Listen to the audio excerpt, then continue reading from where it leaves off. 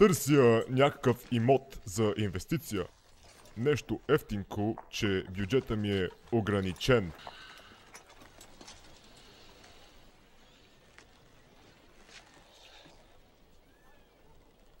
Ефтинко.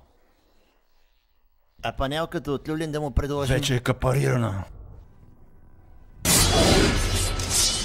Брат, какво става? Искаш ефтин джоз, ама забравяш, че от тук нататък цената само ще се вдига нагоре. До година ще можеш да го продадеш дори за двойна цена.